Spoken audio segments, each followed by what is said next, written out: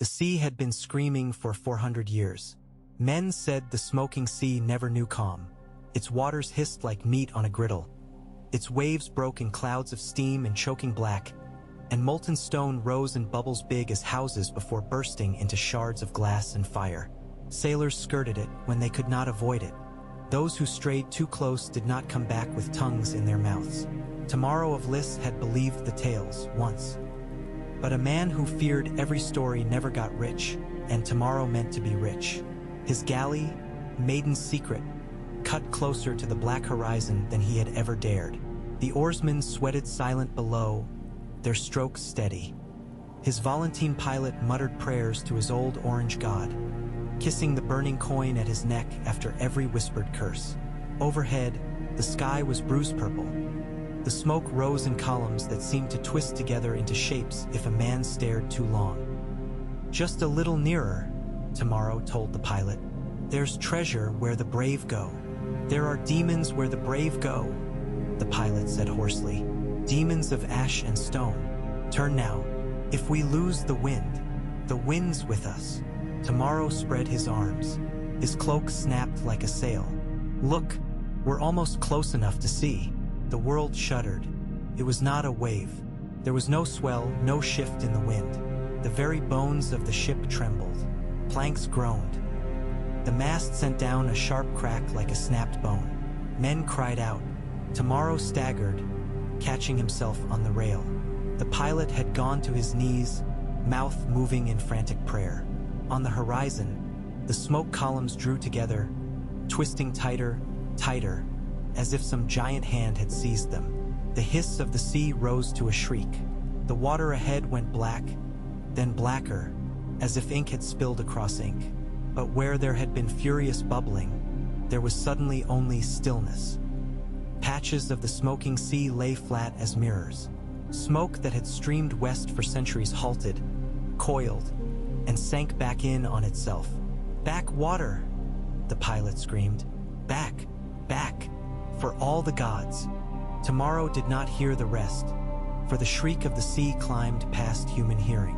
Sound became pressure, a weight upon his skull. His eyes watered. He felt something, some vast, slow beating far beneath the planks, deep in the bones of the world. The horizon swelled. No, not the horizon. The land. Mountains should not move, but the broken line of the 14 flames seemed to heave like the back of a sleeping beast. Fire licked along their sides, not the red of normal flame, but a white so bright it stabbed his eyes. The sea rushed away from them, a ring of water drawn back to bare the shattered seabed. "All the gods," someone whispered. "All the bloody gods." The sea did not come back. Instead, the shattered seabed rose. Black rock heaved itself into the light, studded with pale stone like bone. Ridges that had once been streets climbed from the depths, still slick with brine and slime, dragging drowned buildings after them. Towers of fused stone thrust upward, shedding centuries of sediment. Cracks split, glowing orange. From them gout liquid fire. The air stank of brimstone and something else, something sharp and metallic that caught in the back of Tomorrow's throat. His eyes streamed. He did not look away. He could not. In the midst of the rising land, a vast hill opened like an eye. From its heart poured a single column of flame, not white this time, but all colors at once. White and gold and a strange, ghostly blue. It roared into the sky. The clouds above it shriveled, curling inward like burning parchment. Something swept through the air overhead. Not wings. Nothing had wings that wide. The air buckled in its wake. The mast rigging thrummed. For an instant, Tomorrow's vision caught it against the unnatural glare. Long as a city gate, with a body like molten iron and wings that shimmered half-transparent, like heat over a road. A dragon, he thought numbly. It was the only word large enough. But no dragon of tail had ever glowed from within, veins of fire etched under skin of obsidian. Another followed. Another. A flock of fire and shadow rose from the newly bared land, wheeling around the column of flame. How many? Tomorrow whispered. He did not know to whom he spoke. Too many, the pilot croaked. Blood trickled from his ears. Row, row. The oars thumped. The maiden's secret clawed backward, away from the rising land. But the sea was no ally now. Currents twisted under her, pulling her sideways, yanking her toward that shining column. The flame changed. It drew inward, focusing, spiraling low, low, low, until it met the rising streets below. For a heartbeat, all was blinding white. Then it was not a column anymore. It was a sigil writ across the sky. A three-headed dragon, vast and burning, its necks twining. The heads turned as one. Its gaze swept the horizon as if searching. When the middle head turned toward the maiden's secret, Tomorrow felt something seize his heart and squeeze. It sees me, he thought, terror making his mind very clear. It sees me. It sees through me. A voice came with the gaze. Not in his ears, but in the marrow of his bones, in the hot copper taste on his tongue. Blood of the dragon, the voice murmured. Blood of the fire, lost children, scattered embers. One burns bright, the burning sigil shuddered, as if tasting the air.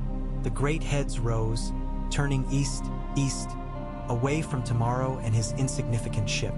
There, the voice whispered, with something like satisfaction. There. The sigil snapped, flared, and dissolved into a rain of sparks that drifted down toward the new risen city. The very shape of the land was different now, taller and broader than any chart had ever shown. Tome after moldy tome in distant maester's hands would prove false. But tomorrow knew none of that. All he knew was that the sea had gone quiet. The smoking, screaming sea of legend lay before him like a great ink-black bowl, smooth as glass from horizon to horizon, unbroken save for the various jagged horns of newly exposed land. Steam still hissed, rising in ghostly veils. Strange lights flickered within it, moving like schools of ghostly fish. The smell of brimstone wrapped it all. "Row," Tomorrow said very quietly. "Get us away from here." The pilot did not argue this time. By the time the maiden's secret limped into marine with scorched sails and eyes full of horrors, the tales of the rising had already outpaced her. Traders out of Cohor and brave fools from Volantis had seen the sudden stilling of the sea, the new lights in the sky, the serpents of fire diving and soaring like hunting hawks. Rumor spread faster than any ship. Rumor and a dream. Daenerys Targaryen dreamed of a city rising from ash. In her sleep, she walked streets that blazed. Not with flames, those had come and gone centuries past, but with memory. The stone itself remembered heat. It glowed faintly under her bare feet, so each step she took left flickers behind, like the wakes of fish. The towers leaned overhead, black and sleek, their windows full of shifting colors. Dragons coiled around them, wings mantled, eyes half-lidded in the sun. No two were the same. One gleamed silver, its scales edged in blue. Another was mottled red and gold. A third looked like a carving of smoky quartz, shot through with veins of ruby. Voices surrounded her, speaking high Valyrian, low Valyrian, tongues she did not know at all. They came from everywhere and nowhere, murmuring, singing, chanting. She heard names: Belarus, Vassar, Vale, Coheres, old familiar names tangled with strange ones, all rippling like heat haze. She walked on. The streets spiraled inward, toward a hill that had once been a mountain. The side was cracked open like a rotten tooth, showing molten fire within. Platforms of obsidian and fused stone clung to it like barnacles. Steps carved in black glass climbed to a great mouth of flame. On the highest step stood a chair of smoking stone. It was not a throne like the Iron Throne, made of blades and sharp angles. This was a single piece of glass, grown rather than cut, rising from the floor in a long sweeping curve. Seemed somehow both cruel and graceful. Faint shapes moved within it, like shadows trapped in amber. Dragons arching their necks, a city reflected and refracted. Someone sat the chair. She could not see their face. Heat shimmered between them, distorting everything. Only the outline was clear. A human form, tall and slim, hair falling like liquid metal over one shoulder. Dragons clustered about the base of the throne, their tails coiled. "Come," the figure said. Their voice was every voice she had ever heard speaking her mother tongue. It was Viserys' harsh command and Rhaegar's remembered gentleness, Yora's rough loyalty and Missandei's soft corrections, all woven together. Come, Daenerys Stormborn. Come, Daenerys of the House of the Dragon. Come, breaker of chains. Come and be bound. I am not bound, she said, though in the dream her own voice sounded thin. I freed myself. I freed my children. I freed. Free, the figure laughed. The sound rippled the molten rock below, sending up gouts of shimmering fire. There is no freedom. There is only choice and price. You have chosen again and again. You have paid the price in blood and bone. Come and take the last choice. Come and pay the last price. The dragons about the base of the throne raised their heads as one. Their eyes all had the same color, she realized. Not gold, not green or red or molten copper. They were her eyes, amethyst, deep as a night with no moon. Drogon's shadow passed overhead, vast and thunderous. She looked up. It was not Drogon. A dragon blacker than ash soared past, its wings striped with bright cracks of molten light. Its horns curled forward like the tines of a crown. When it opened its mouth, no flesh lay within, only fire. When it roared, the stone of the city roared with it. Who are you? She shouted over the thunder. What are you? We are what was, the seated figure said. We are what will be. We are Valyria. We burned and fell.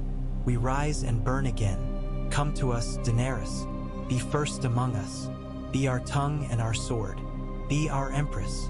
The last word echoed. Empress, Empress, Empress. Behind the throne, something stirred. A shadow vast as the sky rolled and unrolled, scales glistening like galaxies. She glimpsed many heads, many necks, all intertwining. For a moment she thought she saw a shape like a map of the world, lines of fire for seas, ridges of scales for mountains. Then it was just shadow again. The seated figure rose. As they stepped forward, the heat shimmer broke, just for a heartbeat. Daenerys saw her own face. She woke with a gasp. The hot night of Meereen pressed close. Silk tangled around her legs, damp with sweat. Her heart hammered as if she had run miles. Drogon.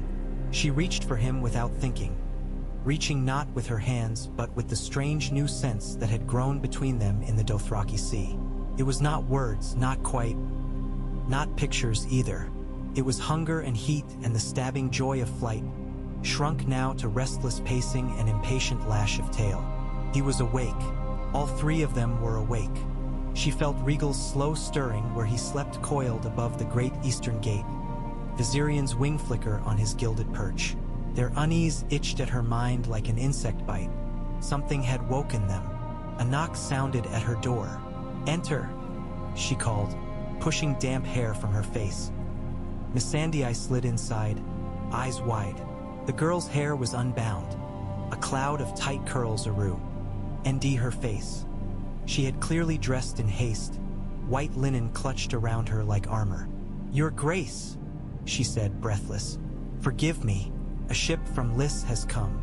It bears a man who swears by 7 gods and 3 that he has sailed the smoking sea and lived. He begs to tell you what he saw. Daenerys drew a breath. The smoking sea, she repeated. Yes, Your Grace.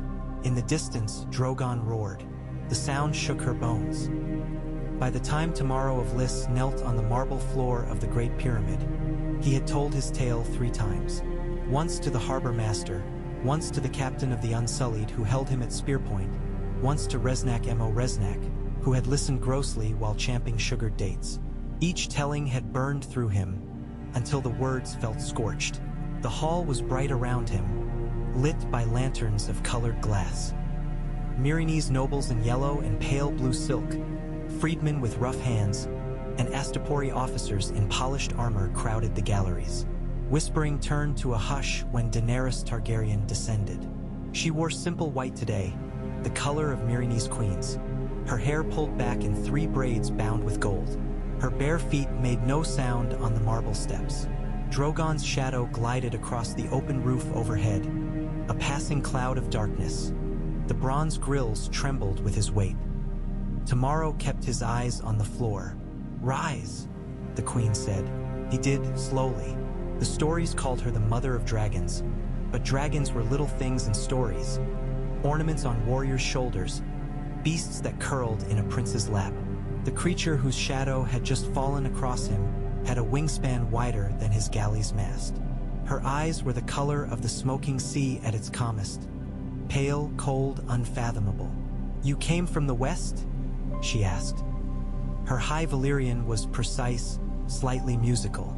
Missandei stood at her elbow, ready to whisper the words in other tongues if needed. "From Lys, your majesty." He fumbled for the right honorific.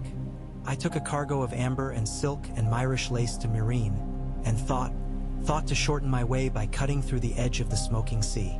His throat worked. Even now, memory made it dry. "No man of sense goes near the heart of it. That's true, but the edges. There are ships that skirt them. There was a storm behind us.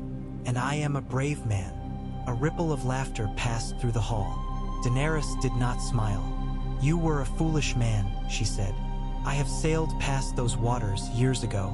The sea screams there. The smoke blinds. You cannot be near it without your ears bleeding and your flesh blistering. Yet this storm behind you, did it push you into quiet waters? Or did something else happen?"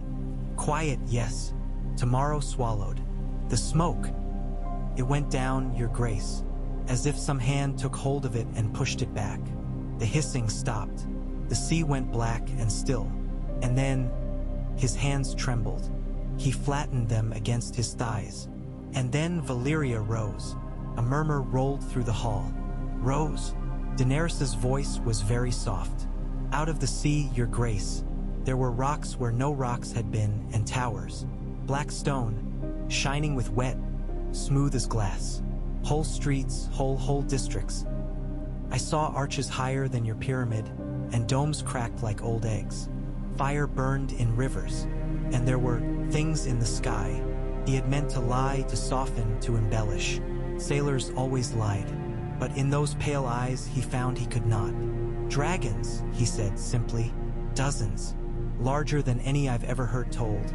And small ones too, no bigger than crows, flitting in and out of windows in the towers. And one," his voice failed. "One," she prompted. He looked up, met her gaze, and found himself back on his deck, staring at fire shaped like a sigil. "One that was made of light," he whispered. "A dragon made of flame, three-headed, the heads twining. It hung in the sky above it all. It looked around, as if searching. I think it saw me, and then it ceased. Silence fell. Somewhere high above, Drogon gave a low rumble, too deep and distant to be heard by most. Daenerys heard.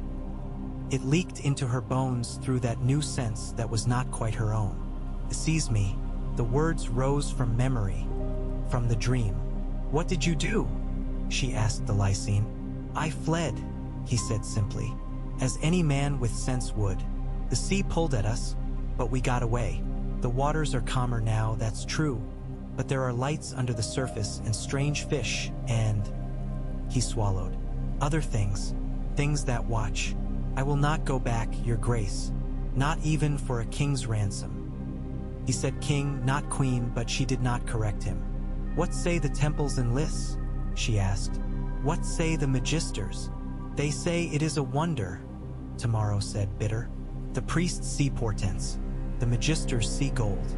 But the old women spit 3 times when they pass the harbors, and the sailors refuse to sign on to ships that sail west." Resnak scuttled forward, his painted nails clicking together. "Great queen," he said, flapping the sleeves of his lemon-yellow robe. "No doubt this fellow exaggerates, as dockside men are wont to do. Even if some island has risen, what is that to the peace of mighty Meereen? The Yunkish envoy waits still for your pleasure. The Giscari merchants complain of harbor fees. The nobles desire silence." Daenerys did not raise her voice, but the sound cut through his babble like a blade. "Valyria has risen. That is what this man says. My blood remembers that name when the bells of the city do not. I will hear what others say of it before I decide what is to be done. There would be letters, there would be arguments, there would be sugared words from merchants and bitter ones from enemies. There would be those who saw profit and those who saw doom. There would be dreams. That night, when the pyramid lay quiet and even Grey Worm had retired from the drills, he drove himself through at all hours. Daenerys climbed to the highest terrace. Drogon perched on the great bronze harpy's broken arms, black wings folded. Rhaegal lay coiled on a lower ledge, his green scales gone black in the dark. Viserion stretched languidly on the other side, his pale hide silver-sheened in the moonlight. She felt them before she saw them. Their minds brushed hers. A lazy contentment from Viserion, edged with the desire for fresh meat. Slow musings from Rhaegal, who liked to watch the city lights. And from Drogon, restlessness, heat, a sense of tugging, as if someone had tied a chain to the base of his skull and was drawing, inexorably, east. She laid a hand on the black scales at his neck. They were warm even in the night breeze. "What is it?" she whispered. "What do you feel?" He replied in pictures as he could, now that she had learned to read him. A distant glare of light, the sharp jag of a mountain, the taste of brimstone on the wind. He gave her the sensation of flying and never reaching a place because it was not there. And then, suddenly, for the first time in his life, it was there. The word throbbed through him as much as through her. Not in any tongue she spoke with her mouth. This was the language of fire and wing, of hunger and heat and the exultation of the hunt. There. He half spread his wings, muscles bunching. "Not yet," she soothed him, stroking along the line where scale met scale. "Where would you go? What would you find? Can fires burn where everything is already ash?" Images rose in her mind. Not ash. Not anymore. A city of black glass, lit from below by magma. Dragons like living carvings. A throne of stone with her shadow upon it. She drew a sharp breath. There were others who dreamed that night. In Volantis, under the orange glare of Lalares Temple, Benero of the Fiery Hand stood before the night fire and saw a city rise at the world's heart. He saw a woman with silver hair bathed in flame. He saw dragons in clouds of steam.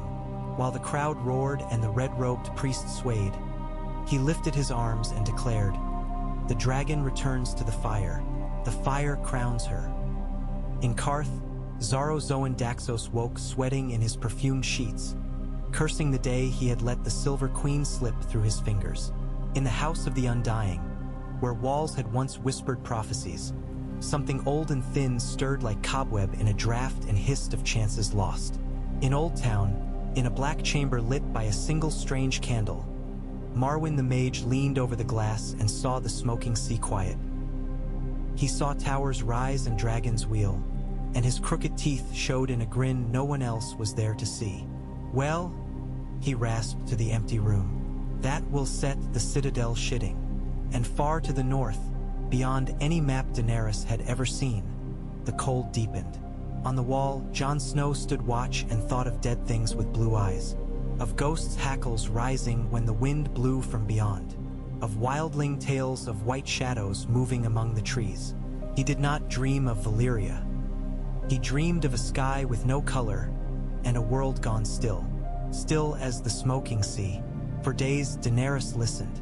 Traders from Astapor and Yunkai, lean men of Qohor, sullen envoys from New Guise, even a spice seller from Ashai with skin like parchment and eyes like hungry coals. Every voice brought its own version of the story. Valyria had risen a little, they said. A whole peninsula had broken the waves. An island chain had appeared overnight. The sea was calmer now. The sea was worse than before, deceptively quiet over horrors that waited below. Dragons circled above it, some swore. Others swore by all their gods that no dragon had been seen, only strange lights like witchfire. No sailor she spoke to had gone as close as tomorrow. None wanted to. The red priests kept coming. Their tongues were many, but their message was one. The flames had shown them a queen in a city reborn, and fire licked her brow like a crown. "You were born amid salt and smoke, your grace," said one, a woman with hard gold eyes and a shaved head. Her robe was a deeper crimson than Daenerys, almost black. You have walked through flame. You have hatched dragons from dead stone. Now the homeland of your fathers lifts itself from the deeps to greet you. Lawler has set a path of fire for your feet. The homeland of my fathers, Daenerys said quietly. The homeland of dragons and of chains. The priestess smiled. Chains can be melted. You have done so. Chains can be forged, too. Daenerys turned away. Marwyn of Old Town writes to me of Valyria's works. He says they bound continents with roads and slaves to their will. My brother Viserys spoke of Valyria's glory until his tongue blistered. In all his tales, I never heard how many screaming men died to build that glory. Great deeds require great cost. The priestess folded her hands. Her palm bore a burn, old and shiny. If you do not take this power, others will. Do you trust them with it? I trust no one with power, Daenerys said. Least of all myself. Yet she did not sleep, and when she slept, she saw the obsidian chair. Tyrion Lannister studied her with his mismatched gaze. You mean to go? He said, not a question. They were alone on the terrace, save for Missandei dozing over her accounts and a wine jug between them. Regal lay sprawled across the shadow of the eastern wall. Viserion twitched in dreams. Drogon was gone, somewhere above the clouds, hunting night air. Daenerys' hand tightened on the jug. Do I? She asked. You have that look. Tyrion sipped his wine. The same one you had when you walked out onto the fighting pit with nothing between you and 100,000 screaming Myronese but a mad dwarf and a whip. The look of someone who has decided to step off a cliff and is trying to decide if she will spread her arms or her legs. His smile took the sting from the words. A little, not enough. There is a cliff before me, she said. No, not a cliff, a mountain. My ancestors carved their power from its flame. Their pride toppled it. Now it lifts its face from the sea again. How am I not to go? You could simply not, Tyrion said. You could send others. Red priests, perhaps. Maesters. Spies. Over years, you could gather reports and stories, weigh them in council, decide whether this rising mass of obsidian and old ghosts is worth your attention. She laughed, harshly. Is that what you would do? She asked. Aye. He cocked his head. Gods, no. If you offered me a ship and enough wine, I'd be on my way there now. But I'm not the one who has to hold Meereen together, keep Yunkai from taking your slaves back, and convince half a world that marching under your banner is a better idea than selling you for parts. His smile faded. You are. I am queen here, she said, staring out over the sleeping city. Yet this city was never meant to be mine. I took it because I could not bear to walk past those chains. Because my brother's map painted Westeros in our colors, and he said we would buy ships and swords with the gold of these cities, and he meant to fill those ships with screaming men in collars. I had no plan for what came after, only not that. She exhaled. And now the world changes under my feet. The very land shifts. I dream of a throne made of stone I have never seen. My dragons dream of a place they have never flown. How long do you think I can keep my back turned on that? Not long, Tyrion admitted. But if you are determined to go, we must make certain you have something to come back to. Grey Worm, when she told him, did not flinch. You must do what you think right, Your Majesty, he said. Unsullied will hold city. We hold against Yunkai once, we hold against them again. They will not come as before, she said. They have seen dragons now. They will bring sellswords from every corner of Essos. They will send assassins and poison. They will whisper in the ears of nobles and freedmen both, telling them that their queen has abandoned them. Yes, Grey Worm said, they will. He was not a man for soft lies. But we will still hold, he went on, because you showed us something besides chains. If you go to find where your dragons came from, we will wait until you return to us. We will keep safe what you gave us. His simple certainty steadied her more than any prophecy. She left Meereen with 50 ships and 3 dragons. Not enough, she knew, to conquer a continent. Enough to protect her, to trade if they needed to to show that this was not a furtive skulk in the night but the progress of a queen. Dario Naharis wanted to come. "You will need a sword at your side," he purred, flashing gold teeth.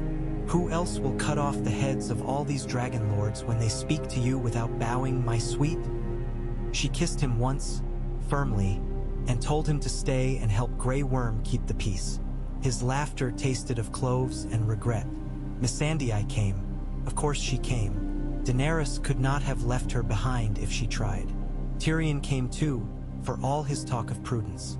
If there is a city of dragon lords risen from the sea, someone will need to count how many ways they can kill us before they smile, he pointed out.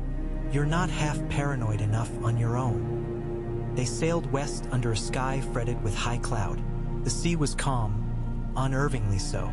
Rhaegal and Viserion flew ahead, their shadows skimming waves. Drogon soared higher, a black speck against the sun until he dove, shrieking, to snatch some unlucky whale from the deep. Days passed. The air grew heavy even on the open water. The sky developed a faint haze, as if someone had smeared soot across the blue. The sailors grew quiet. "What did you expect?" Tyrion asked her one evening, when she stood alone at the bow, watching a reddish smudge of cloud ahead. Thunder and trumpets? A chorus of ghostly Valyrians singing welcome in High Valyrian. Perhaps?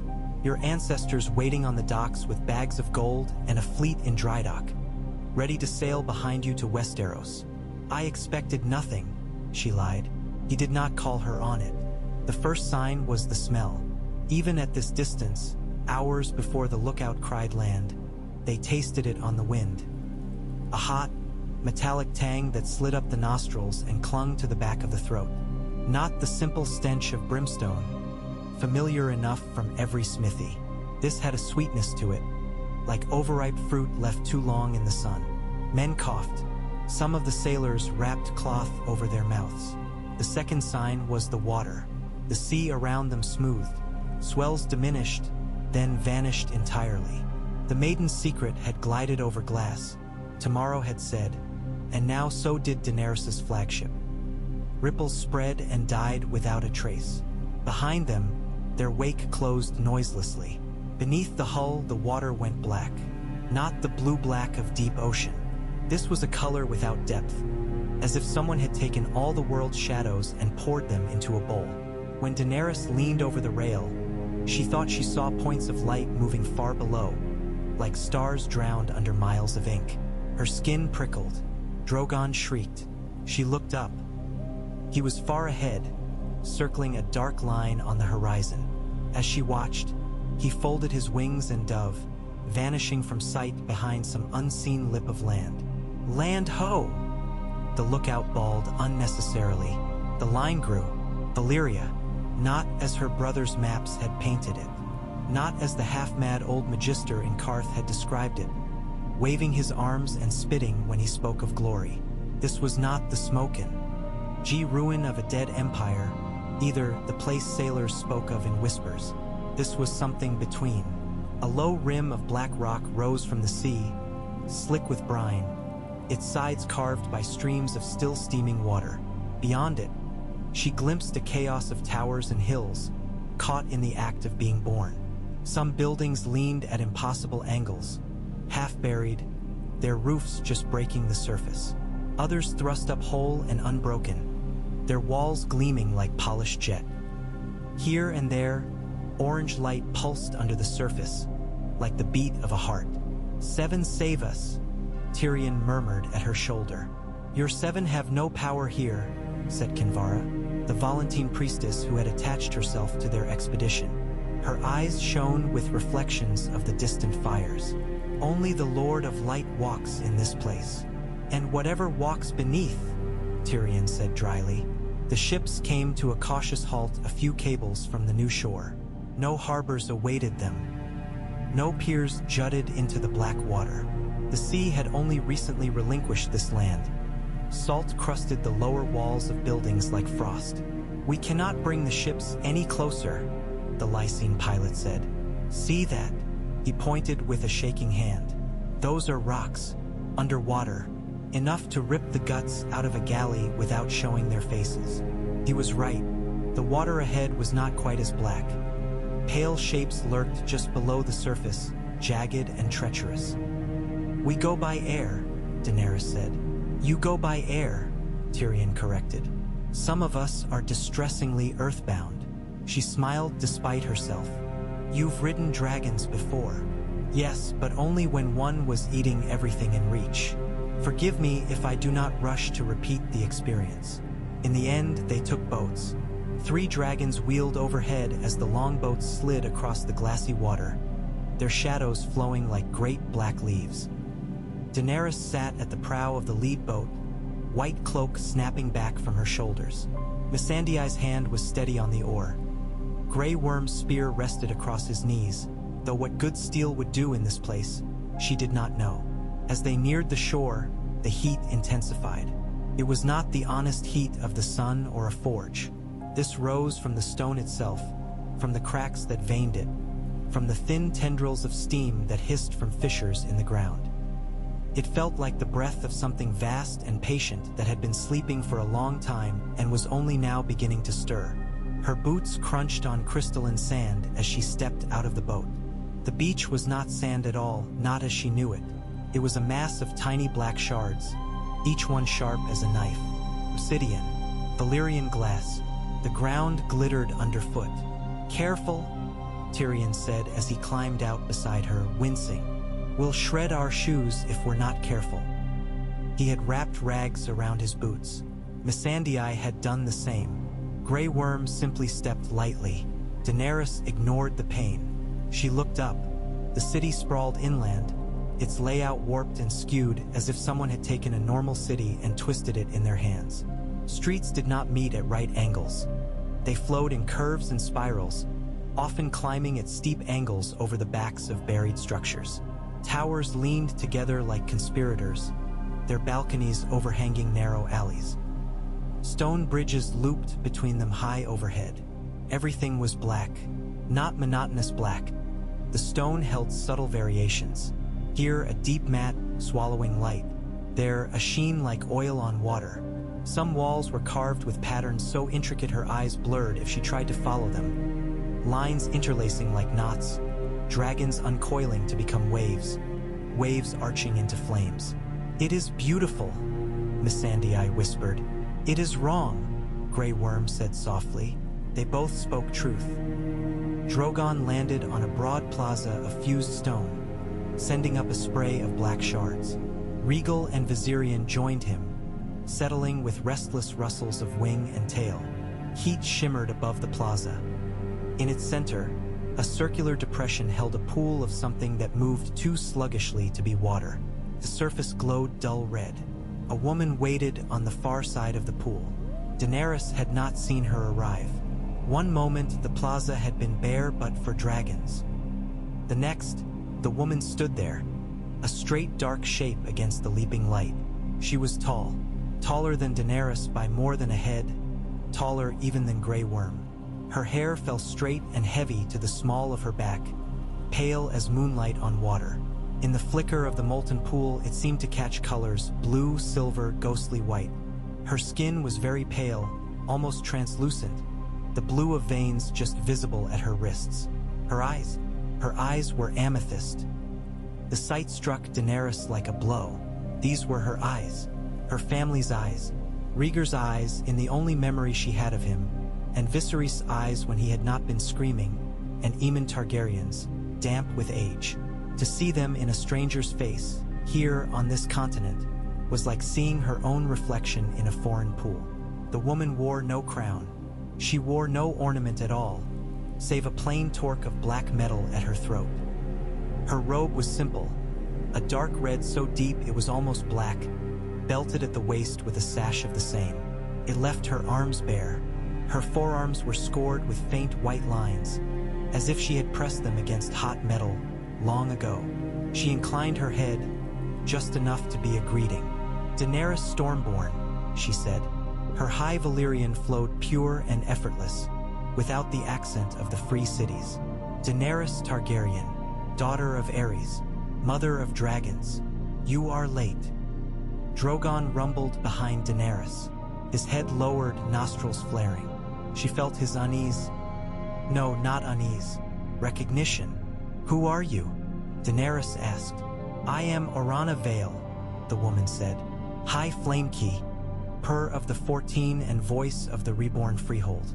I speak for those who cannot yet walk, who cannot yet breathe air not poisoned by ash. I speak for Valyria. She spread her hands. The air around her wavered. Heat peeled away like a curtain. Daenerys saw bodies.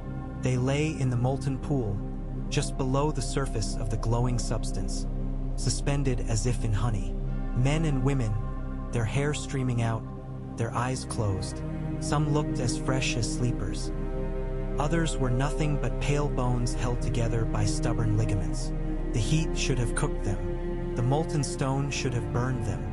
But the flesh that remained was unmarked. These are the lords of the freehold, Orana said calmly, as if showing off a particularly fine collection of statues. The archons and magistrates, the dragon riders and warlocks, the smiths of that which your kind call Valyrian steel. When the doom came, when our mountains screamed and the earth swallowed us, they bound themselves to the only thing that would survive: fire. Her amethyst eyes fixed on Daenerys.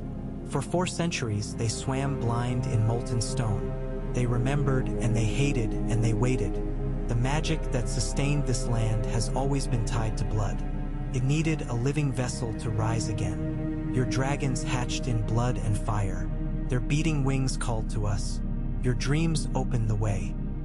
And so, she gestured around, to the city, to the towers, to the cracked mountains looming beyond. We rise. Tyrion's mouth had gone dry. Those are corpses, he croaked. You call that rising? Orana spared him a faint glance. Their flesh is nothing, she said. We have no need of it. Flesh yields. Flesh rots. What is important is bound to the flame. Their minds, their memories, their will. They are the heat that keeps the 14 awake. She stepped closer, as calm as if walking through a palace garden. You, Daenerys Stormborn, she said, are the blood we lacked. The plaza exhaled. It was the only way Daenerys could describe it. Heat surged up from the stone under her feet, roaring through her bones. The molten pool at the center of the circle brightened, red deepening toward white. The bodies within shifted, and for a heartbeat, just a heartbeat, some of their eyes opened. Pressures jabbed at her mind. Thoughts, thick and hot, slammed into her like waves. Dragons, wings, claws, flame. Armies of chained men. Rows of skulls in a long hall. A continent under a red sky. Sails on every sea, bearing the dragon standard. Blood running down steps of stone. Screams, laughter, songs. The taste of power, hot and coppery. She staggered. Drogon roared. Enough, Orana snapped, turning her head toward the pool. The molten surface shuddered. The pressure eased. The eyes closed. You see? She said to Daenerys. Hunger without body, rage without hand. They cannot rule. They can only howl. We need a tongue, a will, a vessel that walks and breathes. We need you. Why me? Daenerys whispered. There were 1,000 questions jammed in her throat, but that one forced its way out first. You say you are Valyrians. You have your own bloodlines. Why must it be the last, least child of exiles in the West? Orana's mouth curled. Because you burned and lived, she said. Our people forgot that fire destroys what it does not shape. They thought themselves immune. The doom taught them otherwise. You remind them, you were born in storm and salt. You hatched dragons from stone. You walked unburnt from your husband's pyre. Her gaze flicked to the dragons behind Daenerys. They answered your call when ours never came, she said. The fire itself chose. We are not fools even when we are mad. We bow to necessity. She took another step. You will be our Empress, Orana said. The first in our history. Valyria has had archons, councils, triarchs, consuls, but never one voice. The freehold was 1,000 fires competing for air that tore us apart. We require one flame now, one to gather us, one to speak us into the world again. Empress, Daenerys said, tasting the word. Over what? Over... She gestured at the risen city, at the half-buried towers and the living glass. Over ruins? Over ghosts in stone? Orana did not look offended. Over what we will build, she said. Over the dragons that will hatch in these towers. Over the armies that will march on roads of glass. Over the smithies where your dragon's children will be bound into steel that never breaks. Over lands that have forgotten to fear us. Her voice deepened. Over Slaver's Bay, returned to its rightful place. Over the 9 free cities, reminding them where their language and their gifts first came from. Over Old Town, where maesters have muttered over our stolen secrets for generations. Over King's Landing, where your father's skull sits in a dark hall. Over everything that was ever ours. Slaver's Bay will never be yours, Daenerys said, sharp. Nor any man. I broke those chains. Orana's expression did not change. You broke some, she said. You forged others. Those men you call freed, those women who kneel to you, do they not serve in your armies? Do they not bend their backs to your labor? They are tied to you, Daenerys. We offer nothing different, save we do it without lies. Slaves serve until they die. Then they pass into the flame and serve forever. Behind her, for just a heartbeat, the shapes in the molten pool seemed to move of their own accord. Hands reached up in slow, blind swimming motions. Never, Daenerys said. Her voice shook with revulsion.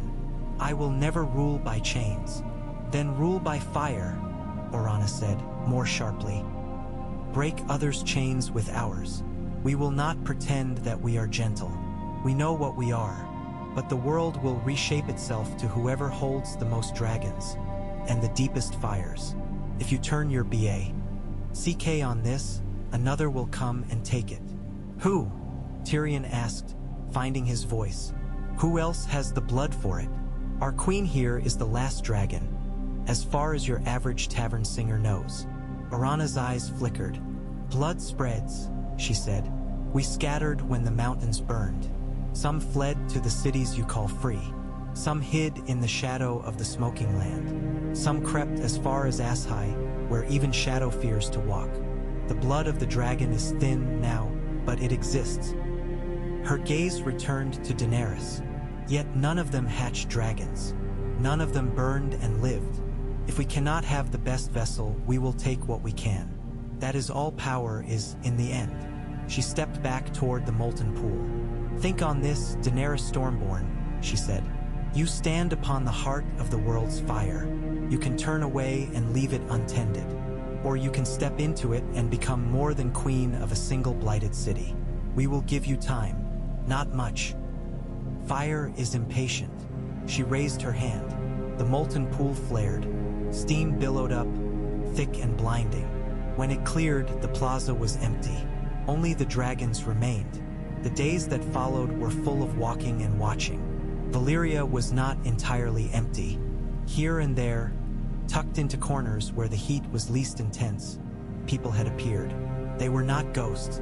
Ghosts did not smell of sweat and cooking and damp wool. These were flesh and blood. Tall men and women with hair the color of snow and eyes like deep pools, and shorter, darker folk whose features owed more to Giscari or Summer Islander or Free City than to old dragon lords. They watched Daenerys and her party pass with wary curiosity. They came when the land rose, said a boy with hair like spun silver and skin the color of burnt sugar. He had attached himself to Missandei, shadowing her steps. Our grandparents always told us, when the smoke ceases and the sea stills, the land will rise and the old gods with it. Most did not believe. Some settled in the shadows of the hills, waiting. They ran here when the rocks broke the surface. The rest will come when they dare. You call them gods? Missandei asked, nodding toward a fissure that glowed faintly under its crust of black rock. What else?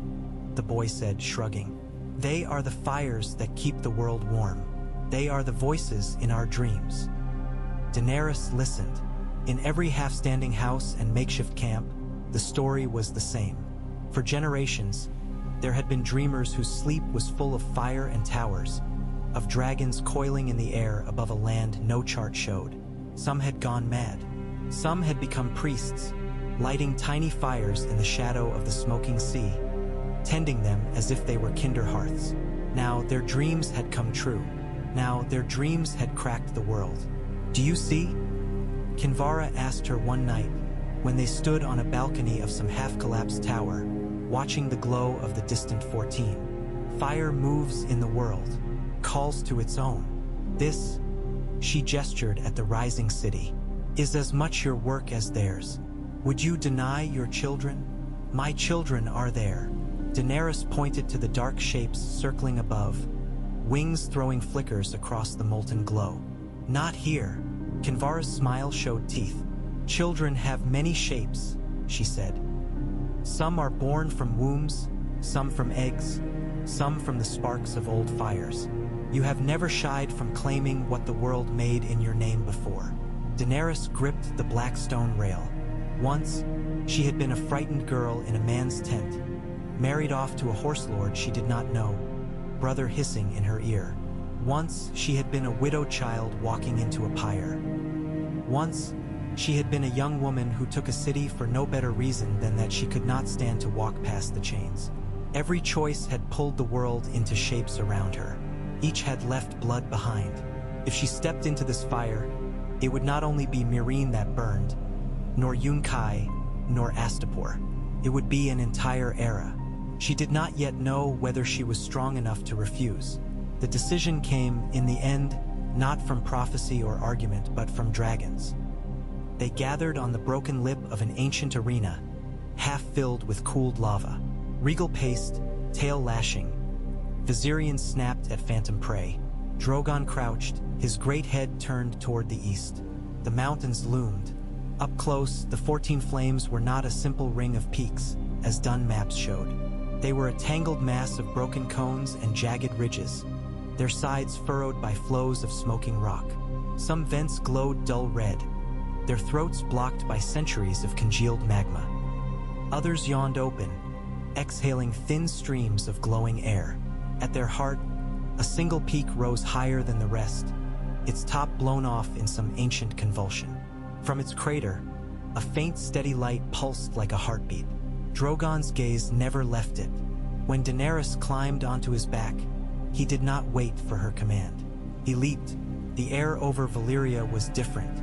It tasted of metal and hot stone. As they climbed, the heat intensified until sweat ran from her in rivulets. Her thighs burned against Drogon's hot, scaled shoulders. The wind that usually chilled her when they flew was a furnace gale here. Below, the city fell away, buildings shrinking to toy towers. The molten rivers became glowing threads. The black beach became a thin line of frost around a wound. The mountain's crater yawned ahead. For a heartbeat, she wanted to pull away. The heat was too much. Her eyes watered. Her lungs seemed to fill with molten lead. Drogon's muscles bunched under her.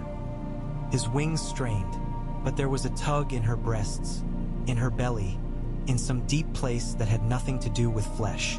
Something called her. There, they plunged. The crater's lip hipped past. For an instant, they were falling into a well of light. Fire roared up to meet them. In later years, when bards sang of it, they would say that she burned. They would say that her hair caught like kindling, that her clothes turned to ash and blew away, that Drogon himself was wreathed in flame and screamed like a living torch. They would be wrong. The fire parted for her. It was not a river, but a living curtain. It rolled aside, making a tunnel of light. Heat wrapped her, but it did not sear. Pressed, dense as water, she could feel each lick of flame like a tongue on her skin. For a moment, she thought she could feel individual sparks bouncing off her eyelashes. She could not see, not with her eyes. She did not need to. Images flowed around her. Valyria at its height, towers white and gold, not yet stained by smoke. Dragons wheeling in clear skies, ships with purple sails crowding harbors. Men in striped togas arguing in sunlit colonnades. Slaves hauling stone, their shoulders raw. Blood splashing in sacrifice pits. Magic like silk woven around all of it. Valyria at its fall. the ground convulsing, mountains vomiting fire, towers buckling as if made of straw, dragons shrieking, their wings burning to stumps, their scales bursting from sudden heat, rivers turning to steam, men and women and children falling, their mouths open in soundless screams as flames swallowed them. Valyria in darkness. The fires gone inward, turned away from the sky, the molten heart cooling just a little, just enough for thought to congeal. Dreams swirling in blackness, hates hardening, through it all a thread of something else. A woman walking into a pyre, eggs cracking, dragons screaming their first breaths. A girl walking barefoot through fire and coming out the other side with skin whole, hair burnt, heart changed. She knew, with an odd, absolute certainty, that the fire was watching through her own memories. She let it. She remembered Viserys' hand around her arm, bruising, the boy's skull under molten gold. She remembered Drogo's heavy hand on her belly, his cooling body. She remembered the chains in Astapor, in Yunkai, in Meereen clattering to the ground. The fire trembled. Fire, she understood, knew nothing of mercy. It knew only transformation. It burned or it warmed. It destroyed or it forged. It did not care which, so long as it was allowed to act. Humans cared. She did. She opened herself like a book. I will not be what you were, she told the fire. I will not be what they were. I am Daenerys Stormborn. I am mother of dragons. I saw chains and I broke them. I walked into flame and chose who would burn. If I sit your throne, it will be on my terms or not at all. Fire licked her cheek. Her tears turned to steam before they fell. In the heart of the flame, something vast stirred. It was no shape. It was all shapes. Dragon, mountain, city, sea.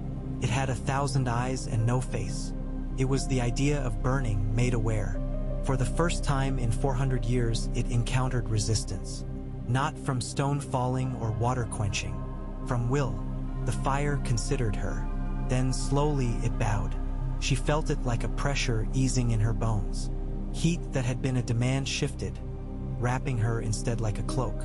Together, she and Drogon burst from the far side of the fire. They rose into an open cavern. She had no words for the size of it. The entire mountain was hollowed. The walls were ridged with cooled lava, studded with crystals that caught the light and tossed it back in 1,000 colors. Rivers of molten stone flowed in channels below, feeding into a central basin. Above it, suspended in midair by forces she could not feel, hung a sphere of fire. It was no bigger than a wagon wheel. Its surface roiled and folded, flames in constant motion. Within it, she thought she could see shapes. A dragon's wing, a city sprawl, a woman's hand reaching. Drogon hovered. Heat pressed against Daenerys' face, but it no longer hurt. Her hair plastered to her skull. Sweat trickled down her spine. She understood, without knowing how, that this was the heart of the 14. Not the molten rivers, not the mountains. This fire, gathered, intellect given form. Her breath came harsh in her throat. "What now?" she whispered. "You speak," the fire said. Or something like it.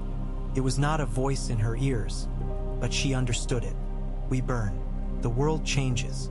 She thought of Meereen, of Grey Worm on the walls, his spear a line of iron against oncoming cavalry, of Missandei hunched over lists of grain, of freedmen arguing in the streets about laws no one had ever had to imagine before, of Dario's laugh. She thought of tomorrow, of Lys huddled on her floor, of Qohor and Volantis and Bravos, their eyes turning east, of Old Town, where maesters peered over their books. She thought of Winterfell, which she had never seen, of a boy with a wolf's face and stark eyes, of the wall, a line of ice across the world. She thought of the stories the Red Priests had told her, of dead things in the snow. If I take this, she thought, I will have enough fire to melt any chain, enough dragons to burn any army, enough magic to reshape the world. I will also have enough to turn it all to ash. "You want me to be your Empress," she said. "Then you must listen." She drew herself up on Drogon's back until she stood crouched, one hand buried in his scales. I will rule, she said, but not as those in the molten pool wish, not as those who chained entire nations. I will make law where there was none. I will bind fire with rules. No man or woman will be burned for sport. No child will wear a collar. No voice will be silenced except in war. She laughed, a short, harsh sound. Which there will be, she said. Plenty. The fire shivered. Rules it tasted. It did not much like the word. Fire was old. Rules were new. Yet it had bent itself once to the freehold's pattern. It had burned in channels and furnaces. It had obeyed sigils etched in steel. Could do so again. For a price. What do you give? It asked. Everything, Daenerys said. She realized as she spoke that it was true. She could not sit this throne and return to Meereen as she had been. She could not be half Empress, half Queen. The fire would demand all of her.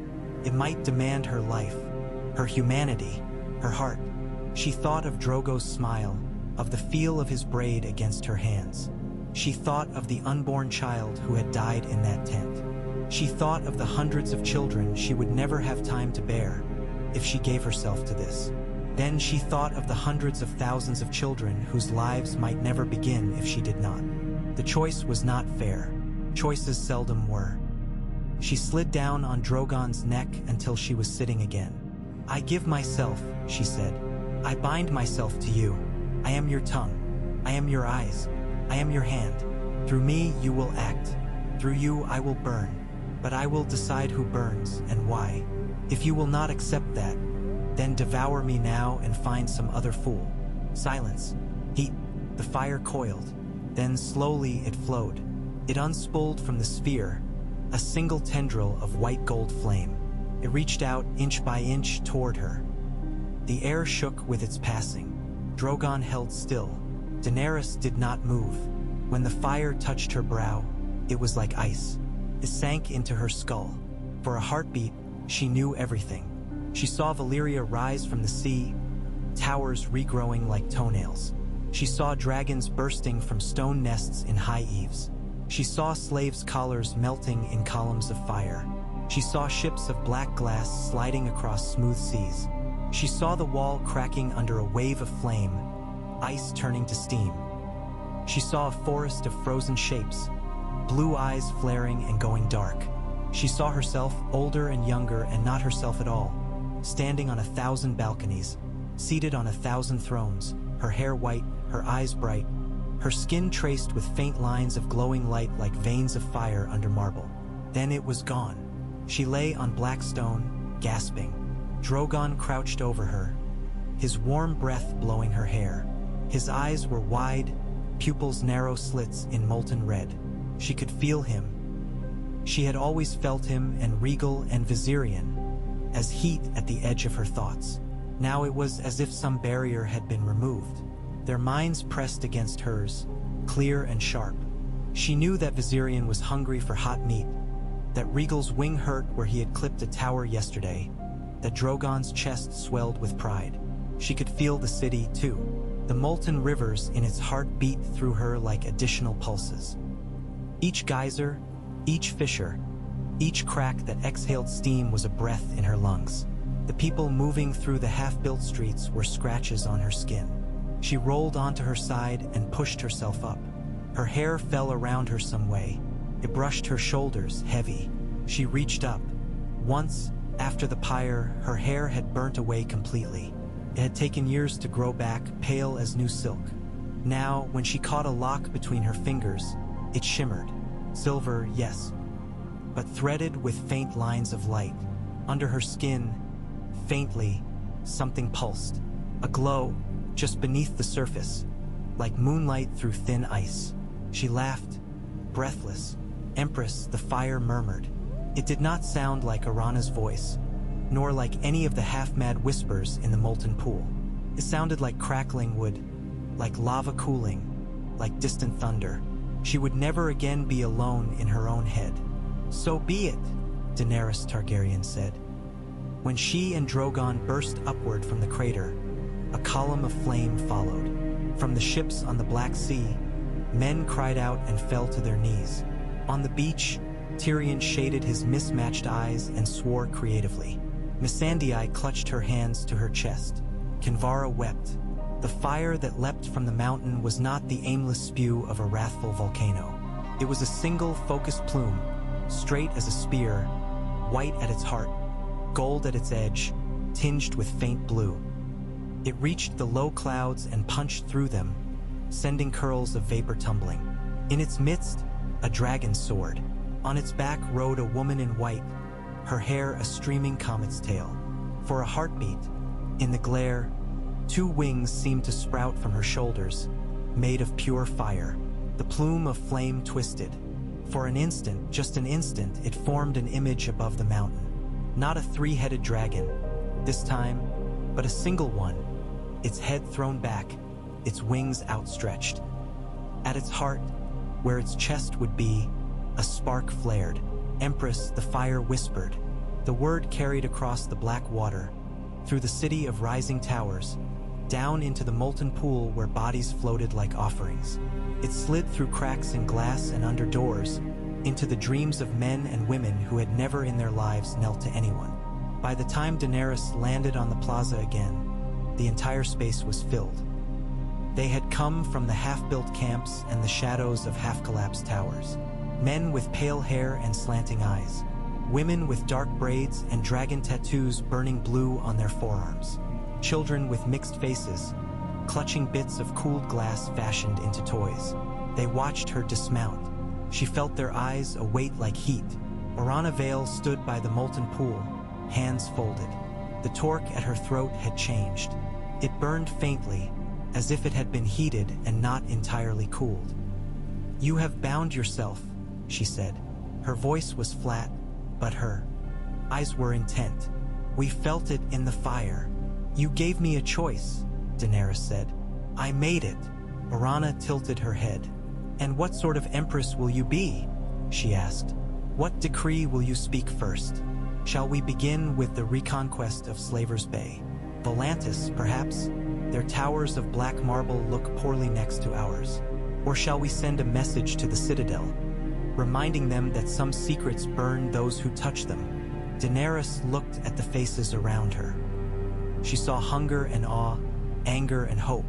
She saw men and women who had fled oppression in places she had only passed through, who had come here on half-understood dreams. She saw opportunists and zealots and frightened children. She saw herself reflected 1,000 ways. "I will begin," she said slowly, "with law." A murmur. "Law?" Oranna's lips curved. Valyria's law was simple. Those who commanded dragons commanded everything. All others served. Was that not enough? "Clearly not," Tyrion muttered. Daenerys let the murmurs swell. Then she raised her hand. Fire burst from her palm, startled even her. It did not leap in wild tongues. It flowed in a thin, controlled stream, a thread of white gold that traced shapes in the air. It stung faintly, but it did not hurt, not as fire should. It was an extension of her will, as her hand was. She drew a circle. "This," she said, "is Valyria." Within the circle, she traced another line, a small loop. "This is Meereen." She drew other loops outside the circle, not touching it. "These are the cities of men: Volantis, Qohor, Bravos, King's Landing, Old Town, cities where chains clink and crowns weigh heavy. You burned some once from within, others you never reached. All of them thought themselves safe when your mountains fell." She erased the circle with a flick of flame. "They were wrong." Another murmur, louder. "But if I burn them all," she said, "if I pour fire on every city and melt every collar into slag, what will be left?" She let the flame curl into her hand, then leap out again, forming short lines. "We will have ash on which nothing grows. We will have fear and silence and the memory of screams." She extinguished the flame. "I will not rule a world of ash," she said. "I have done that once." Her voice softened, just a little. "With your fire, I will build roads that bind continents. I will forge steel that breaks the swords of slavers and tyrants.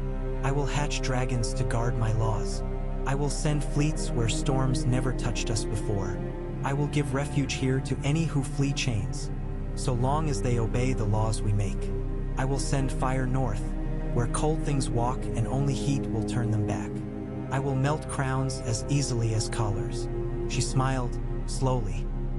And if anyone thinks to use your old ways upon us, she said, if anyone thinks to bind us in magic or sacrifice us to their gods, I will show them what it means to wake the 14 flames.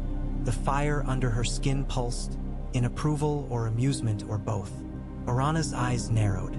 You speak boldly, she said. You promise much. You will face resistance. Those in the molten pool do not easily abandon old patterns.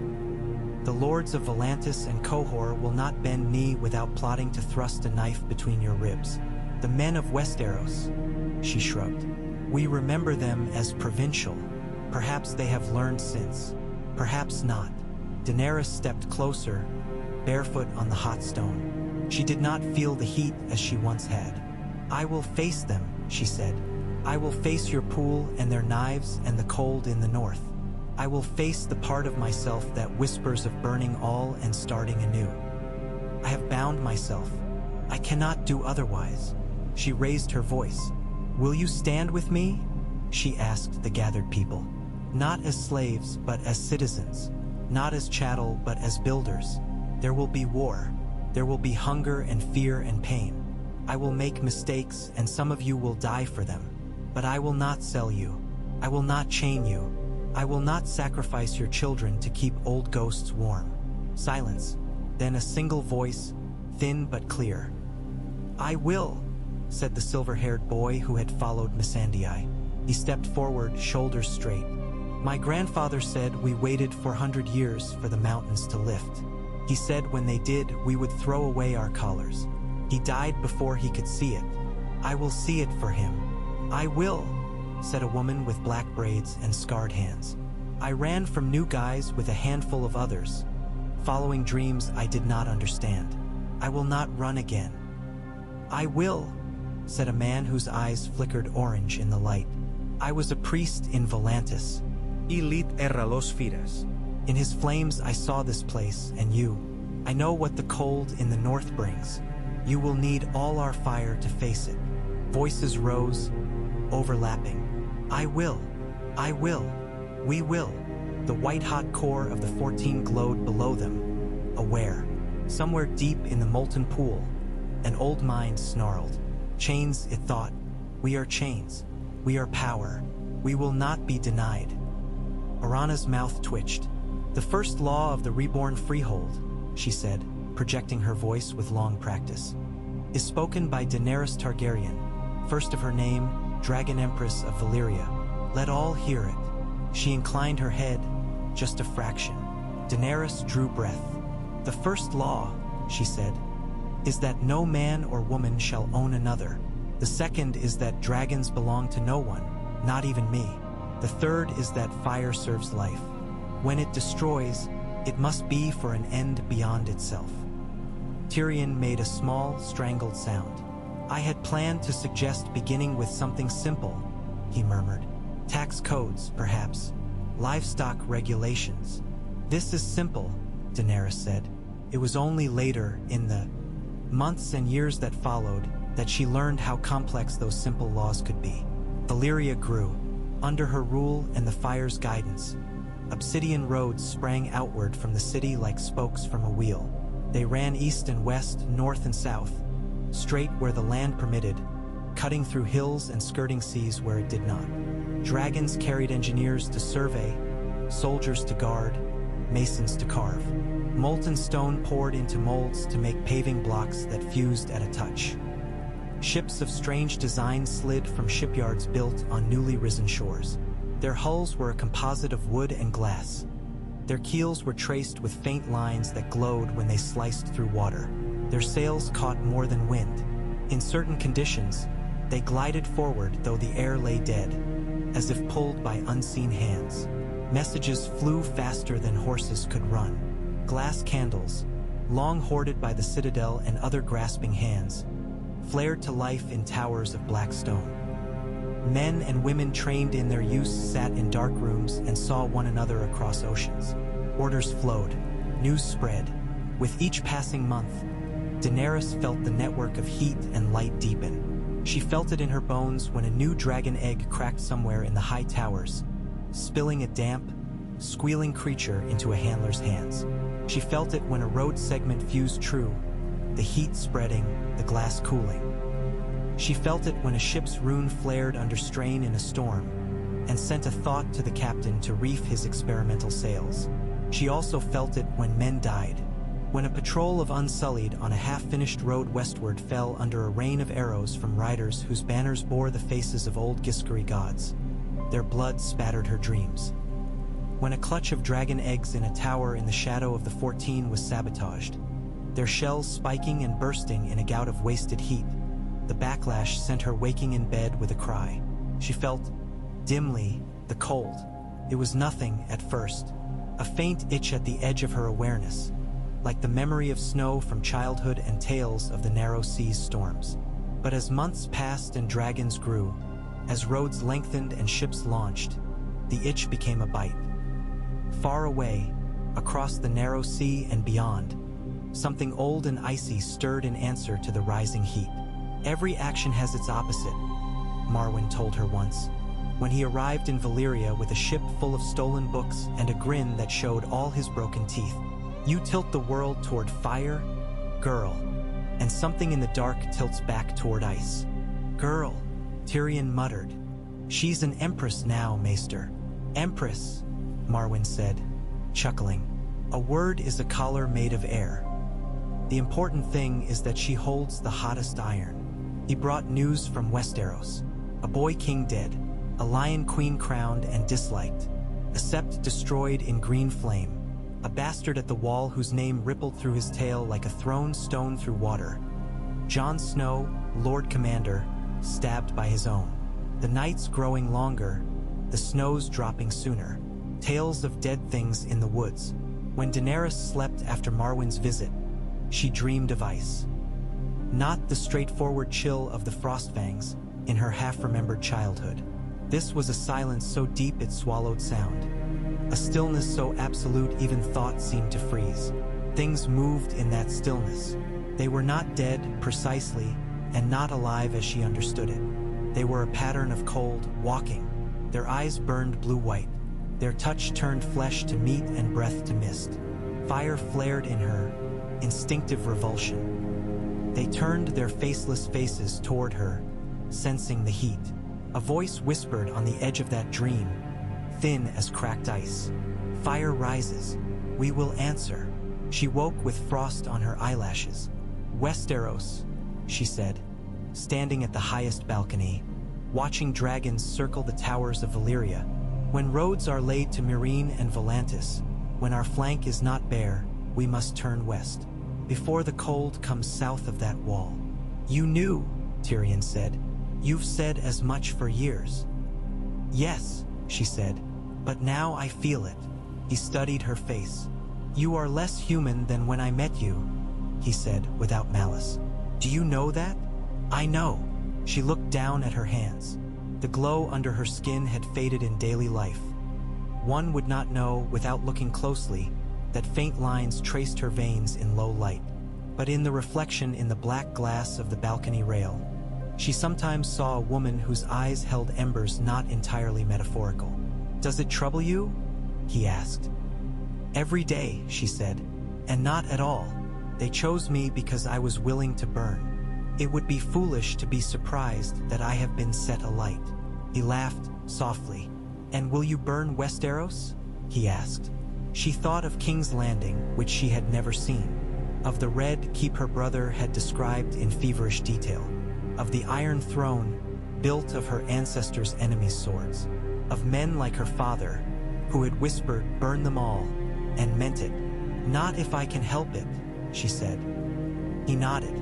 Then we had best find a way to show them that fire can warm as well as destroy, he said, before winter convinces them otherwise. Valyria's fleet sailed. They did not go west at once. First, they went east and south, to Meereen and New Guise and Volantis, bearing more than soldiers. They brought engineers who could show men how to make roads that flowed.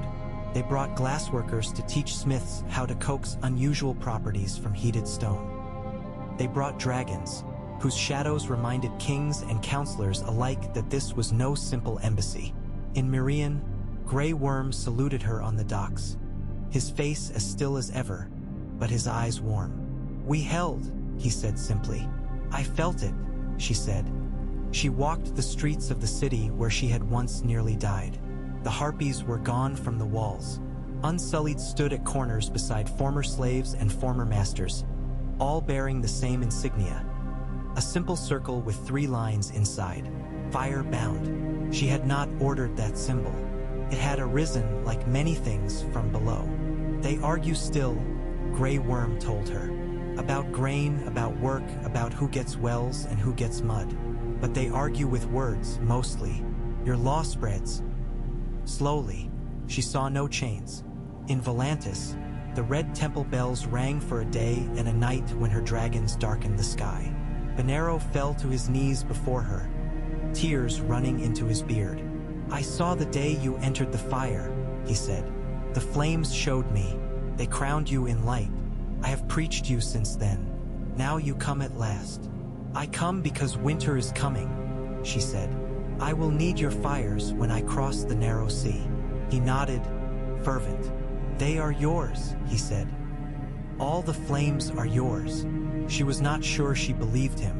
In Old Town, the Citadel's bells rang in alarm rather than celebration when her ships arrived offshore and dragons perched on the high tower. The maesters muttered and scowled, their chains clinking. Marwyn merely raised his ratty hat in salute. "Come to see where the sheep penned your stolen wolves?" he asked. "I came," she said, "to ask how high walls of ice can be melted without drowning the world." He scratched his beard. "That," he said, "will take some thinking." King's Landing was last. By the time her fleets blackened the horizon off Blackwater Bay, the city was in uproar. Word of dragons spread faster than any ship. Some doors barred, others flung open. The Red Keep's banners shifted, as cousins and claimants vied for a throne that had lost much of its luster during years of war and green flame. She did not sack the city. She burned no homes.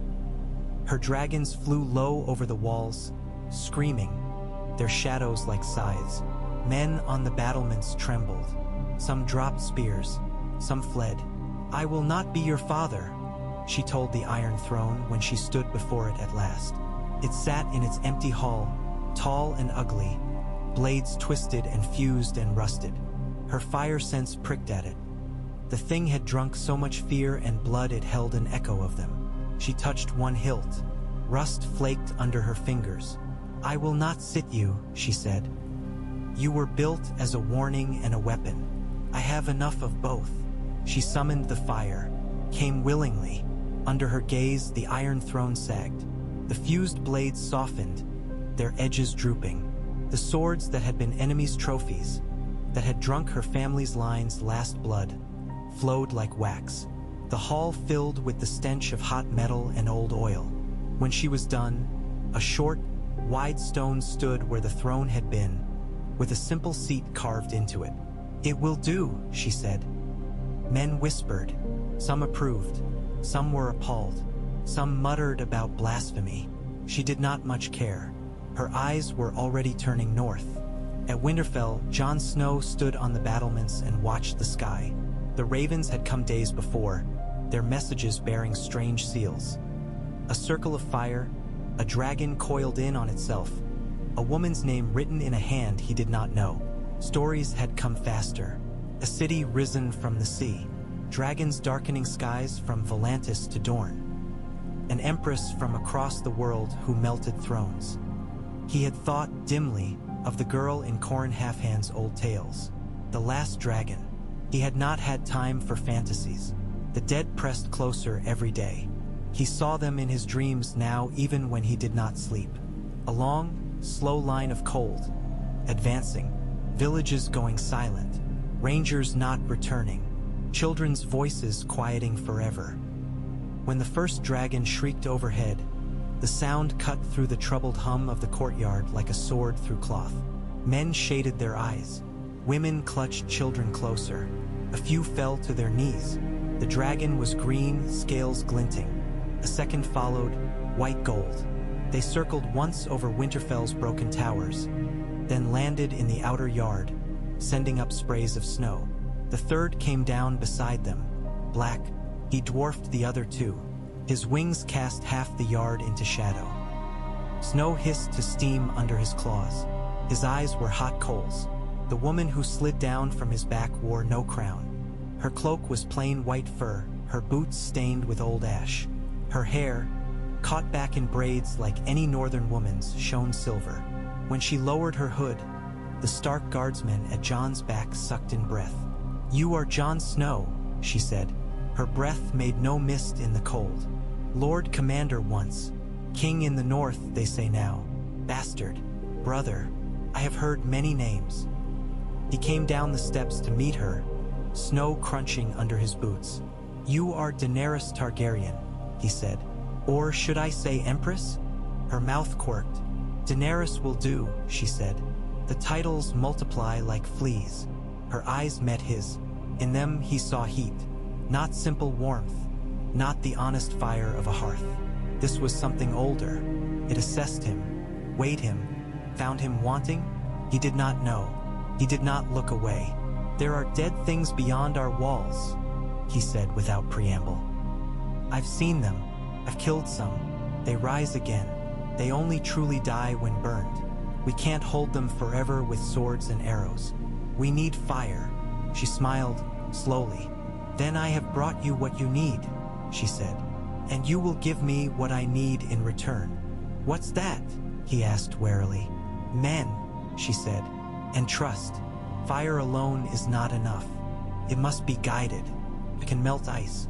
I cannot hold ground afterwards without those who know how to live in this cold." He thought of the men on their walls, hinting every day, of the wildlings, stubborn and proud, of the south, where he had never been, where they squabbled over thrones while snow crept. "We are not much," he said, "but we are what there is." She held out her hand. Beneath her glove, a faint glow traced the tendons. "Then let us stand together," she said.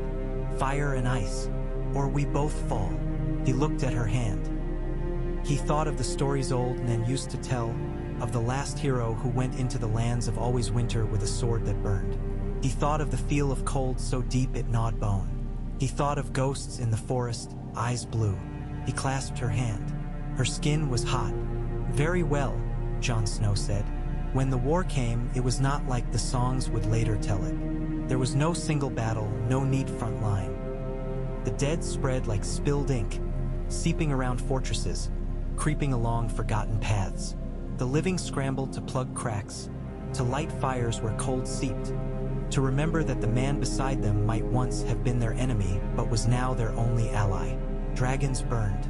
They turned skies red over white forests, their fire leaving strange, glassy scars in snow. They melted ranks of whites to slush, shattered ice giants into shards, turned spiders big as dogs into bursts of steam. They also died. Viserion fell first, his white gold hide torn by spears of blue ice that flew from a figure cloaked in cold. When he crashed, the shock drove men to their knees.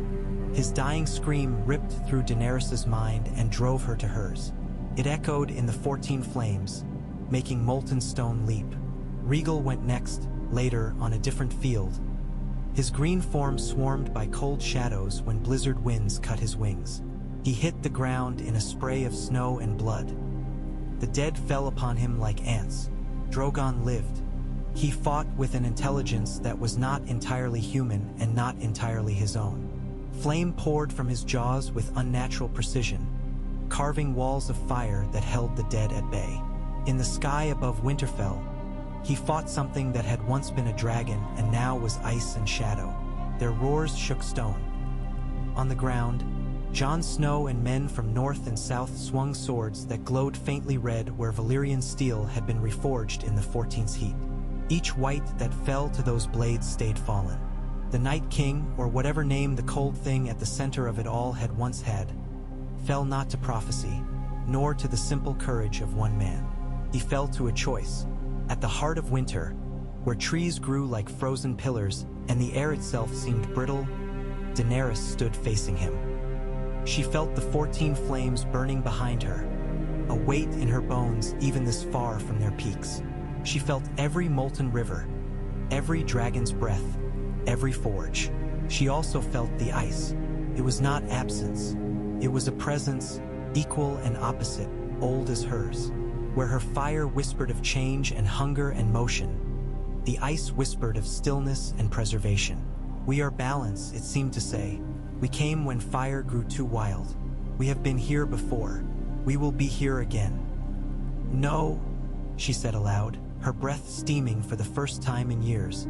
There will be no again. The Night King raised a hand. Around them, the dead stirred. She felt, dimly, the weight of all the lives she had burned. Not only on this field, not only in this war, but in Astapor and Meereen, at the wildfire-drenched Blackwater, in her travels across continents. Fire had taken much wherever she moved. She could burn this cold thing to ash. She could pour all the 14's heat through him, melt this entire cursed land into a lake. She would also scorch half the north, sending storms no one could predict across the world.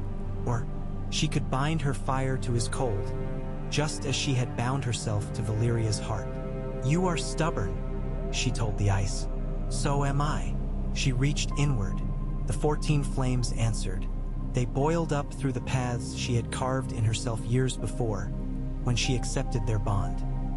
Heat roared through her veins. She reached outward, toward Jon Snow, standing with sword raised, frost smoking off his hair. Toward a woman whose face she did not know, knife in hand, eyes narrowed. Toward 100,000 men and women whose hearts pounded, whose fear and hope flickered. She drew on them, not as a vampire draws blood, as fire draws air. They gave heat and life and will surge through her. The ice recoiled, not at the fire. It had seen fire before. It had danced with it for eons. It recoiled at the pattern. She was not what the ice expected. She was not a mad king whispering, "Burn them all." She was not an old Valyrian archon, thinking only of chains. She was a woman who had seen too many children die, who had given up her own, who had bound herself to something older than any crown and argued it into compromise. She stepped forward. The Night King raised his hand higher. Behind him, the army of the dead lurched. Drogon screamed, diving. For a heartbeat, fire and ice met. The world rang. Men dropped to their knees. Swords shuddered in hands. Dragons reeled. Daenerys felt herself stretch. She was a conduit. Fire poured through her into the ice. It did not melt it, changed it. Cracks spiderwebbed across the Night King's pale flesh. Blue light leaked from them. He opened his mouth as if to scream. Frost billowed out, curling around her, trying to encase her. The heat within her flared. Cracks ran faster. With a sound like a tree splitting, he shattered, not into 1,000 shards of ice, as some had expected, but into steam. The cold that had bound him did not vanish. It surged outward, seeking new shapes, found none strong enough to hold it. Daenerys opened hers. Elf wider, fire met it. For a moment, she felt everything. Every ember, every snowflake, every living thing's breath. The world balanced on a knife's edge between boiling and frozen. Then, slowly, the extremes eased. Snow fell, not razor-sharp shards that cut skin, not smothering drifts that hit armies, but soft flakes that melted on cheeks. Men looked up, blinking. The dead around them sagged. Their blue eyes went dark.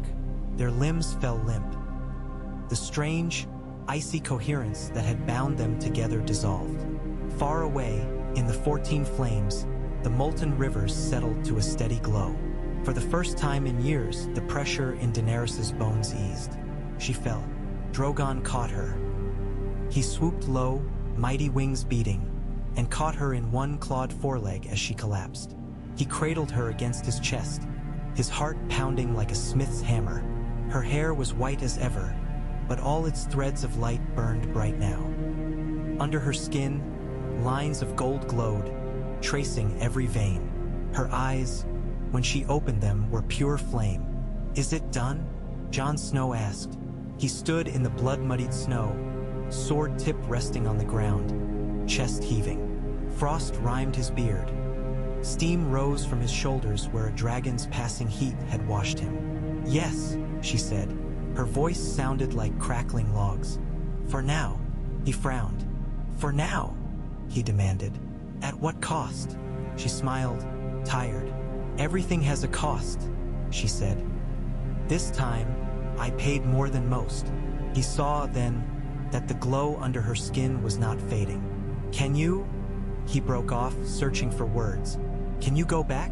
To Valyria? To your people? To being human?" She looked up at Drogon's great head. He nuzzled her, his vast eye soft. "I do not know," she said. "I think not as I was. The bond is deeper now. I am not only myself." She lifted a hand. Snowflakes alighted on her palm and did not melt at once. They lingered, shimmering, suspended between states. "Fire and ice," she said. "We have made a truce for a time. That truce runs through me." He swallowed. "And when you die?" he asked. "What happens when the thing binding them passes?" She laughed softly. "I do not think I will die as men do," she said. She looked north. Beyond the field, beyond the last trees, the land stretched into a white distance that was no longer absolute silence. There were birds in the sky. There were small, stubborn shrubs poking through snow.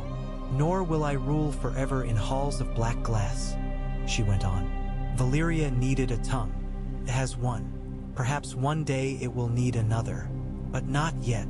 She looked back at Jon. "You asked if I would burn Westeros," she said. "I fear I have burned myself instead." He shook his head. "You're still here," he said. "For now," she repeated.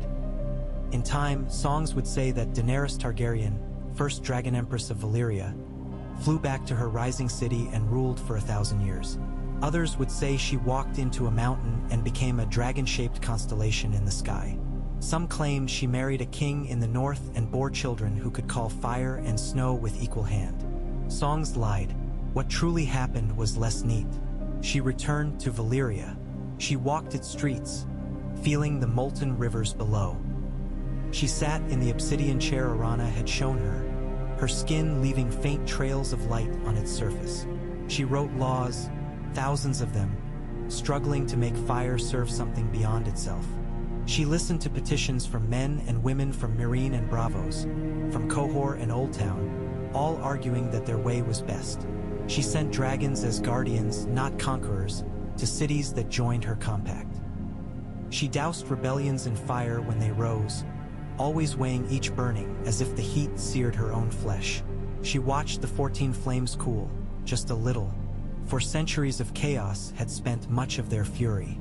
The great magical engines under Valyria were no longer wild. They were harnessed, their power focused on roads and ships and steel rather than on constant geographic warping. The world stopped wobbling under the strain. She felt her own fire settle. It never went out. Years passed. Men grew old. Children were born who had never known a world without dragons or glass roads. Jon Snow's hair grew white. He told his grandchildren of the day the sky burned and snow fell soft instead of in razors. In the far north, ice scabbed over wounds fire had made, gentler this time. In the far south, deserts bloomed briefly, then dried again. In Valyria, people still spoke of the day the Empress first stepped onto the black beach, bare feet bleeding. They spoke of the moment the mountain flared white. They spoke of a woman with hair like starlight and eyes like embers, who stood at the heart of the world and told fire no. They also spoke of the day, much later, when the 14 flames flared one last time. Daenerys knew when it came.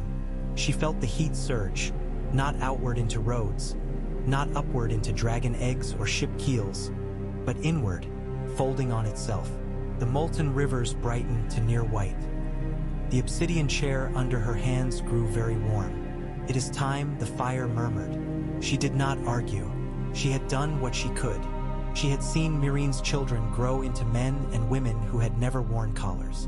She had seen Westerosi lords grudgingly accept that an empress across the sea could have more influence over their winter grain than any king on their chairs. She had seen the first scholars trained in Valyrian and Westerosi lore together, learning that magic and measurement were not enemies. She had stayed herself, mostly. She rose. Orana Vale, older now, her pale hair threaded with real silver, not the false glow of magic, watched her from the door. "Will there be another?" Orana asked. "After you." "I do not know," Daenerys said. "Men will try to make one," Orana said. "They will make altars. They will sacrifice. They will throw girls into volcanoes and call it devotion." "Stop them," Daenerys said gently. Orana's mouth curved. "I am only human," she said. "So was I," Daenerys said. "Once." She walked out onto the balcony that overlooked the city. Below, dragons wheeled, their descendants' descendants. Some were black, some green, some the pale gold of old coins. Their shadows flowed over towers that had never seen the doom, only the slow, warm ache of rebuilding. She spread her arms. Drogon came. He was vast now, an old dragon, his wings pocked with scars, his horns chipped. His eyes were still what they had always been, hot, hungry, devoted. She climbed onto his back. Below, in the molten depths, the 14 flames rose. They poured fire up through their channels, through the mountain's throat. The city's towers glowed with their reflected light. The roads hummed. Glass candles flared. "Empress," the fire whispered. She laughed. "Enough with titles," she said. She and Drogon leapt. They rose in a column of white gold flame, brighter than any that had come before. It pierced the clouds and went beyond, briefly visible from Myreen's walls, from Old Town's high tower, from Winterfell's rebuilt battlements. Men and women looked up from their work and felt, without knowing why, that a chapter had closed. In the sky's thin air, where sound barely carried, Daenerys felt herself unravel. Not into nothing, into many things. A spark sank into the 14's heart, to keep their heat steady, never again wild enough to crack continents. Another flew north, to nest in ice, ensuring it would never again encase the world without end. Others scattered, tiny motes of fire and will, drifting down into hearths and forges and candles, into the hearts of children who would grow up to make choices she could not. Her last coherent thought was not of thrones or chains or prophecies. It was of a girl stepping into a pyre on the Dothraki Sea, afraid and unafraid, mourning and burning and refusing to bow. "We are what we choose," she thought. Then she was gone. Valyria remained. Its roads shone in the sun. Its towers cast long shadows. Its dragons flew. Its laws, ever argued, ever amended, outlasted kings and councils. Sometimes, on hot nights, when the sea lay very still around its black shores, sailors swore they saw a shimmer on the horizon. A white shape, winged and fire-bright, watching. If they listened closely, they heard a woman's voice in the hiss of cooling glass. Not a queen, not a god, merely someone who had once stood between burning and freezing and chosen, again and again, whom the fire would spare.